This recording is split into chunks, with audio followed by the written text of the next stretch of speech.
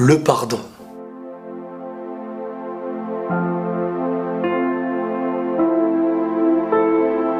Aujourd'hui, je voulais parler avec vous du pardon. Cette chose qui, à mes yeux, est la base de tout. Autant pour nous-mêmes, autant pour celui avec qui on a un lien.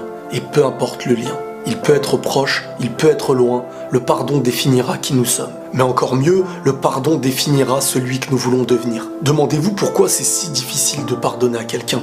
Peut-être parce qu'il nous a fait du mal, peut-être parce que c'était un très gros mal même. Mais souvent aussi c'est par haine, tristesse, rancune ou encore par ego. Au fond, est-ce que ces choses-là sont un bien pour nous? Est-ce un bien pour notre avancée? Et si tu veux être léger et libre, qu'est-ce qui te reste à faire? Il va falloir se libérer de ces poids néfastes. Donner autant que recevoir. On souhaite tous être pardonnés de nos bêtises et de nos péchés. Pourtant, on a du mal à pardonner ceux des autres. Rien n'est facile, mais la meilleure chose à comprendre, c'est que pardonner, c'est un bien prioritaire pour nous. Avant même de pardonner à quelqu'un, on se fait un bien individuel. Il est vrai qu'en pardonnant à quelqu'un qui a pu faire un mal, on lui offre un nouveau chemin. En tout cas, on n'est plus le mur de son nouveau chemin. Mais de notre côté, on apaise notre cœur de la haine, de la rancune, de l'ego. Certains diront, et alors? Sachez que tout ce qui nous empêche de pardonner à quelqu'un, c'est ce qui nous empêche aussi d'avancer. On doit être clair sur une chose liée au pardon.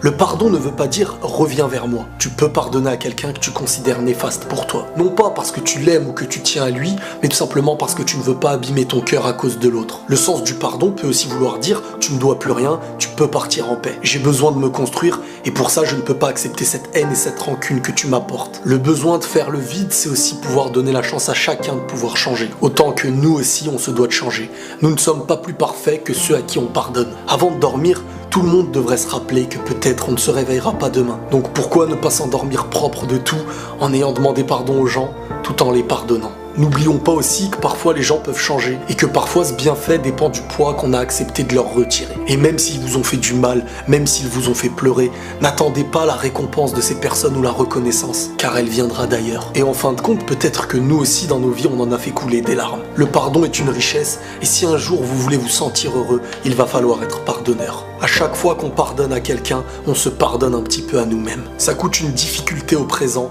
mais c'est un très grand bienfait pour le long terme. N'ayez pas peur, chacun récoltera ce qu'il a semé. Mais ça, c'est pas à nous d'en juger. Quoi qu'il en soit, notre manière de pardonner définira notre cœur, définira notre personne. En fin de compte, notre pardon prouvera celui que nous sommes. Prenez tous soin de vous et la paix sur vous.